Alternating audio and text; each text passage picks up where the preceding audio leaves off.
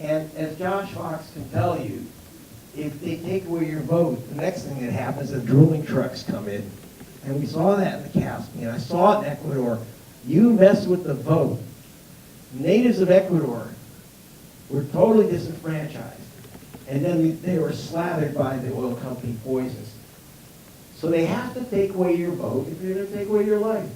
So now that just took the California scene and explained why that's the paradigm for the nation. By the way, big ban fracking movement in California, and a Democratic governor doesn't support it, right?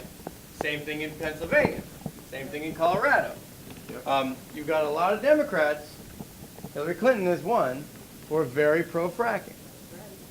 And, you know, when you see these connections to the oil companies, it is remarkable, but it's not surprising. And, you know, people don't realize this.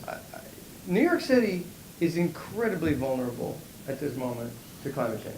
Thank you. We're the third most vulnerable city in the world in terms of economic impacts, but we are dangerously close to a process where this whole place goes underwater.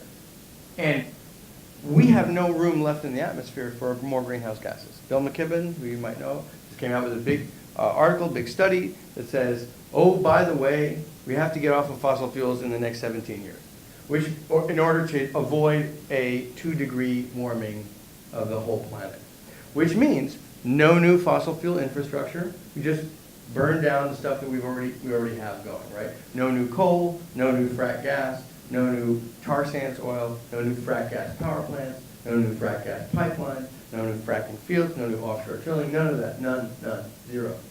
Zero, we're at the limit. Right now, there are 300 new frack gas power plants being proposed for the United States. Those are the power plants. Wow. That means 2 million new fracking wells. That means hundreds of thousands of miles of pipelines, which is another investigation. The biggest eminent domain land grab probably in a century, because they're condemning all these people's property so they can put the pipeline through, right? You've heard about the Standing Rock revolt that's happening. That's just one of these probably hundreds of pipelines. Hillary Clinton is supporting those power plants, which is a huge problem. And regardless of what you think is going to happen in the next elections, why do you vote? Well, voting to me is actually a relatively simple thing to accomplish as a person who's politically invested. But here in the state of New York, we banned fracking.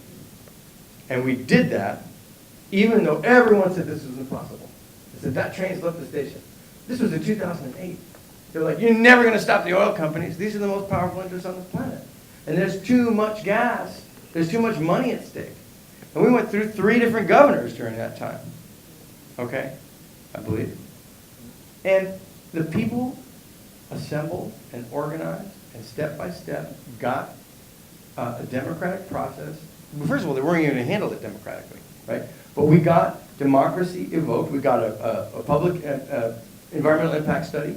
That study went on for 6 years. We mobilized. And I'm not talking about like thousands of people in the streets. I'm talking about 5 people around their dinner table, 5 people at Sunday, brunch, talking about how are we going to mobilize, how are we going to get the message out. It started in the Delaware River Basin. It started in the New York City watershed. And we went out there and we made the film. We showed the film. I've been to every single corner of this state, 3 or 4 times over. Once with Zephyr Teachout, who you have to get elected.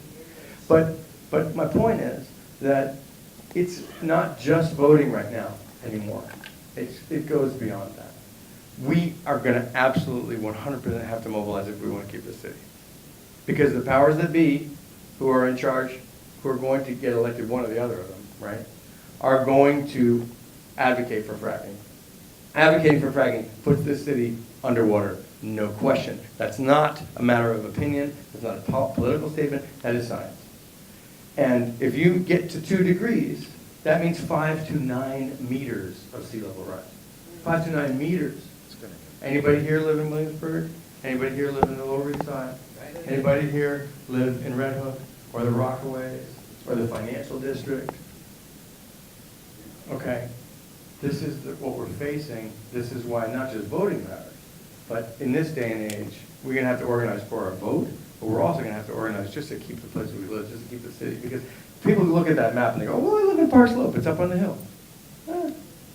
Yeah, the Brooklyn Bridge won't be underwater, but the on-ramp will be, and the subway will be. You're talking about the end of New York City as we know it, if we don't take action against the powerful interests that you're talking about in this film, that would steal your vote, that would steal your place, and that would then start to operate in a new system, which Naomi Klein calls climate apartheid. Which means all the poor people, all the communities of color, you are out first. And then, then the Metropolitan Opera is the exclusive territory underwater, of course, with David Koch, which it's named after him now, right? So what I'm trying to say is this. Voting means mobilization now, because we didn't get counted in Brooklyn. And it means the kinds of things that we did in the fracking movement to ban fracking in the state of New York, because we won that fight. We only won it because people were incredibly passionate, because they decided to miss their kids' Thursday night soccer game and go to the protest instead.